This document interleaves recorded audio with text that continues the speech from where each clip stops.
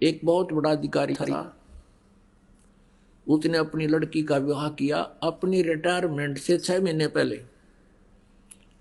और उसको पता था कि मैं आमंत्रित करूंगा अपने अंडर जितने भी अन्य अधिकारी हैं वो आओगे, कोई 1 लाख लेकर आओगा, कोई 50,000, कोई 10,000 दिखा दिखा के देगा। और ऐसा ही किया। फिर वो रिटायर हो गया। उस समय 3-4 लाख रुपये बेटी के ब्याह पर लगाए। ये सन 1988 की बात है, 89 की। उसमें 3-4 लाख तो आज के 30-40 लाख समझो। अब लड़की का विवाह कर दिया, 3-4 लाख रुपए लगाए, और कर्मचारी अधिकारी कोई 2,000, कोई 10,000, कन्यादान को 20,000, कोई 50,000 हैं। और फिर क्या हुआ, उस विवाह के 6 महीने के बाद उसको तलाक दे दिया उसके पति ने। अब उस झटके में उसने पता था ये तया 4 लाख में लड़की ब्याही है और दोबारा ब्याहूंगा तो 8 लाख लगेंगे, हार्ट अटैक होगा, मर गया। अरीब के बनेगा, अब गधा बनेगा वो। और जिस जिससे ले रखे थे उसका लठ मारेंगे, ढोएगा। परमात्मा के विधान से जब हम परिचित हो जाएंगे, हमने विष दिखाई देगा ये किसी से पैसा लेना, तो पुण्यात्मा इस प्रकार से ये स्थिति बदलेगी। तो पहले जो ये व्यवस्था थी उस समय किसी कोई भी लड़की का जन्म नहीं चाहता था। विवाह होते ही ये सोचा करता भगवान संतान हो और पुत्र हो। अब वो चाह रहा था कि पुत्र हो, लेकिन पुत्री का को जन्म हुआ। फिर दूसरी बार देखा है भगवान अब के तो दया करे परमात्मा, पुत्र हो, और वह भी पुत्री होगी। अब तीसरी बार जब गर्भ रहा उसकी पत्नी को, परिवार को भी यही आशा हुई कि हे भगवान पुत्र हो और वो भी पुत्री होगी, और चौथी भी पुत्री होगी, पांचवी भी बेटी होगी। अब क्या मनुष्य का चाहा हुआ, क्या मनुष्य का किया हुआ, वही हुआ जो उसके मस्तिष्क में पहले लिखा हुआ था। तो यहां अगर कोई ये सोचे तो इसको कहते हैं उस साहेब के हुक्म बिना नी तरवर पात हिलंदा। तो पुण्यात्माओं, जब हम इस आध्यात्मिक ज्ञान से परिचित हो जाएंगे फिर हमारी 90% बकवाद हट जाएंगी। ये छोटी छोटी कथाएं हैं जो आपके बहुत काम आएंगी। एक समय एक गांव में, एक नगर में एक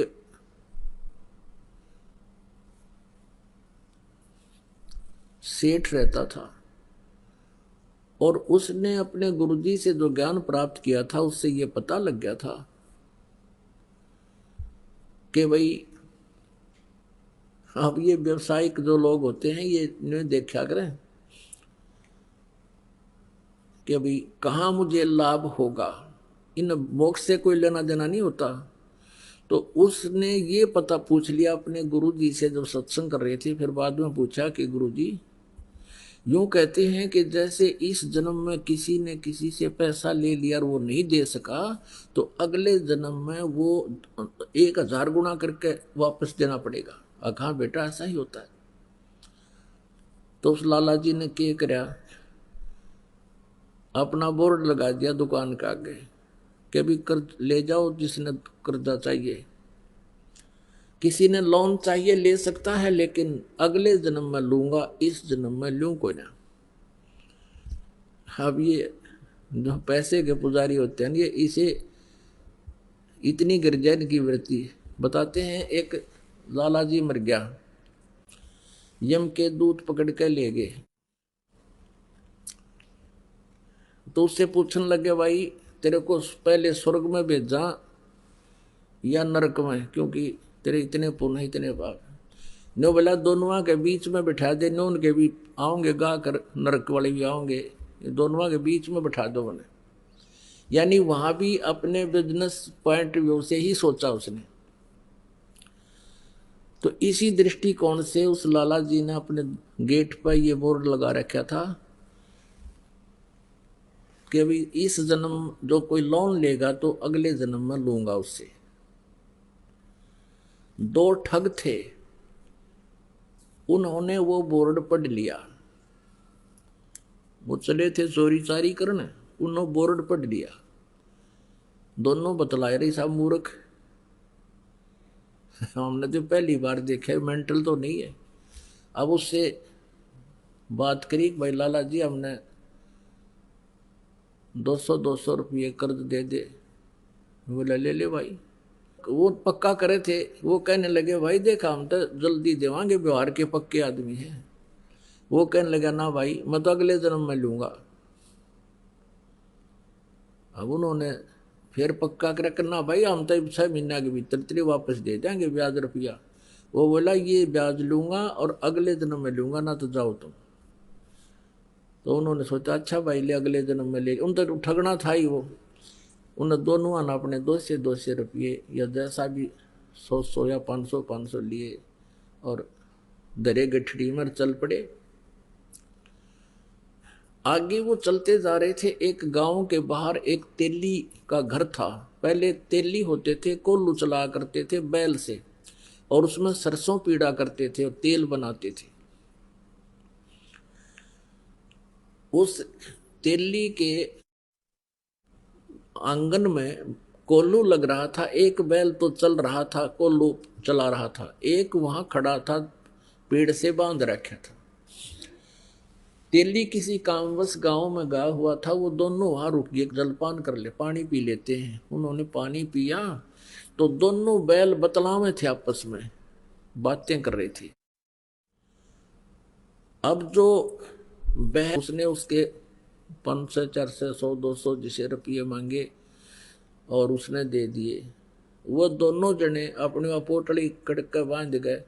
उस बैल लेकर गया था, उसके साथ साथ चल पड़े। ये और देखेंगे वहां पर ये बताए थे इन्होंने कि बैल हाथी को हराएगा। वहां क्या हुआ कि वो जाके खड़े हो गए, दंगल लगा हुआ था, हाथी आपस में कुश्ती कर रहे थे। एक हाथी सबको पराजित करता हुआ चल रहा था और लास्ट में वो अकेला खड़ा हो गया कि और लाओ वे जिसका कोई हाथी हो, गुड़ाओ इसके साथ। ये केसरी हो गया। वो जाकर खड़े होकर तमाशा देखने लग गया। बैल पकड़ रखा था रस्सा हाथ में। वो बैल हाथ से रस्सा छुटा के हाथी की तरफ भाग लिया। लंबे लंबे सींग थे पहने पहने। हाथी ने उसका सूंड मारा, वो सूंड लग गया, सींग फंस गया सूंड में और हाथी मारा किल की चिंगाड़ बाज गया। हाथी का सूंड में दर्द बहुत होया करे। हाथी किलकी मारे रो और लीद करे। उसने सोची मेरा ने किया गया सिंगाड़ा। हाथी भाग गया तो वो विजयी हो गया। बैल 1200 रुपये राजा ने इनाम दे दिया। वो 1200 रुपये उनके पास आए, उस बैल वाले के पास। उसी समय बैल की मृत्यु हो गई। अब वो दोनों जने उनके पैरों तले की जमीन खिसकन लगी। क्या तो बूंदी बनेगी, बैल बनना पड़ेगा इस लाला जी का जिसके पैसे ले आए हम। वो दोनों वापस आ गए। अगले दिन 9 के 9 दोनों ने पैसे रख दिए। सेठ जी अपने पैसे पकड़े, ये मारा पर नहीं उठा ही पे। लाला जी ने ठाकर बार गली में फेंक दिए। अकमार मेरे लेखे कितने ले जाओ, हम ना मैं ना लू, अगले दिन में लूंगा। और वो ठाठा उल्टे धरे, उसके हाथ जोड़े, लाला जी माफ कर दे, अगले जा, मैं ना लू कती भी। वो बाहर फेंक गए। उन्हें सोची बड़ा साका होया भाई। अब वो उठा कर उसने वैसे तो गेरे क्यों कर, क्योंकि देना पड़े, वो तो बहुत सुरक्षित रखने पड़े उनको, कदे को छीन भी ना ले जा, थारे थे बचाव रखे। तो उसने सोचा वे साधु संतों के पास इसका कोई समाधान होता है। एक संत कहीं बैठा था, वहां पहुंच गए और कहने लगे महाराज जी हम एक कसूते संकट में फंस गए, कोई समाधान बताओ। सारी कहानी बता दी। अब वो संत बोला भाई एक काम करो, इसका कोई धर्म पुण्य में ला दो उस लाला जी के नाम पे। तुम यूं करो, एक धर्मशाला बनवा दो मेन रास्ते पे और एक कुआं बनवा दो और उसमें लिखवा दो लाला जी उस सेठ का नाम के उसके नाम की धर्मशाला।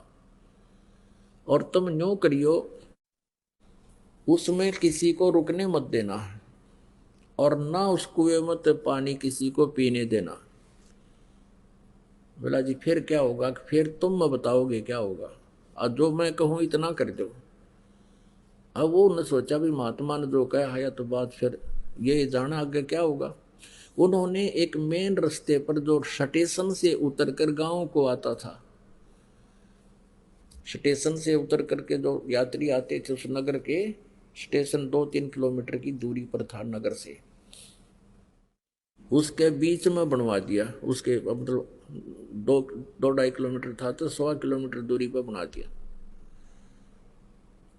और वो कुआ बना दिया, एक धर्मशाला बना दी, लिख दिया लाला जी का नाम जिस पर उन्होंने लोन लिया था, उधार ली थी। अब वहाँ यात्री आवे और पानी पीने या थोड़ी देर विश्राम करने के लिए धर्मशाला की तरफ जाऊं, वो दोनों लकड़े लठ लेकर, खबरदार दे यहाँ आगे होता है, चलो यहाँ से।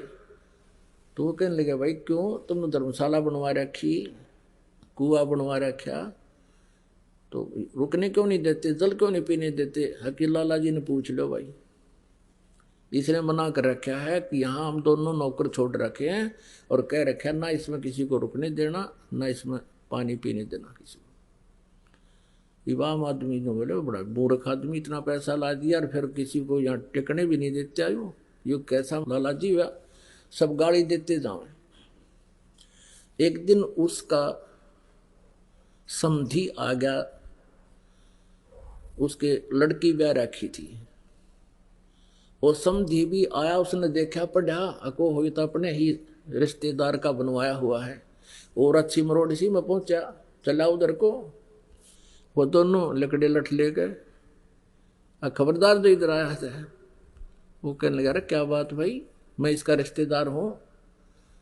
ने बोला बाहर चल, तू किससे का रिश्तेदार हो? इसने ये कह रखा इस सेठ ने कि इस धर्मशाला में कोई रुक नहीं जा और इस कुएं से कोई पानी नहीं पी ले, हमारी ड्यूटी ला रखी। वो आया फिर अपने रिश्तेदार के घर आना ही था उसने, तो उसने उससे कहा रे तू बड़ा नकम्मा आदमी, क्यों तो इतना पैसा लगावा था, तने वहां कितने पैसे लगा रखे, धर्मशाला बनवा रखी, कुआ बनवा रखा, और वो 2 मस्टंडे छोड़ रखे, तन ना पानी पीने देते किसी ने और ना वहां रुकने देते, फिर क्यों इतना पैसा बर्बाद किया, तेरी बुद्धि खराब होगी क्या? अब उन्होंने सोचा भाई कौन सा, कहाँ धर्मशाला है, कौन सा कुआ है।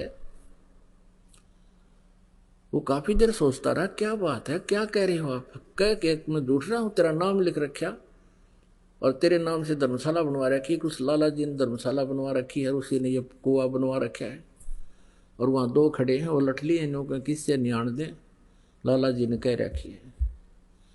उसने सोची देखूं तो कहाँ, वो उस दोनों जने आए, देखे तो वो खड़े सामने लठले। वो जान गया कि ये तो भाई मेरी बेइज्जती करवा दी ने। तो कहने लगे भाई तुम क्यों कर पीछा छोड़ो मेरा। वो सेठ बोला, ने बोला मारी वो कलम तार दे और कह दे मेरे आए हो लिए भाई ये 2 जोड़े हाथ, मैंने तुम्हारे अपने लोन खत्म कर दिया और मान लिया भाई तेरा, तुम्हारे सारे पैसे आ गए, मेरी बेइज्जती ना करो तुम। तो वो अपना गए और फिर मजदूरी करके अपना गुजारा किया, साधु संतों से उपदेश लिया, भक्ति की, कल्याण करवाया। तो पुण्यात्माओं ये सत्कर मान लेना, भले ही आपको एक दंत कथा लगे लेकिन ये आपके हृदय में उतर जानी चाहिए। आज क्या हालत है जीव की। तो इस प्रकार जब अध्यात्म ज्ञान हो जाएगा आपको, आप ये गलती नहीं कर सकते हैं। ये दास देख रहा है, पहले शराब पिया करते थे, ताश खेला करते थे, दुनिया ने लूटा करते थे, 2 के 20 बनाया करते थे, चाहे कोई दूध बेचता था या कोई दुकानदार था, और दूनी बिरान माटी हो रही थी उनकी।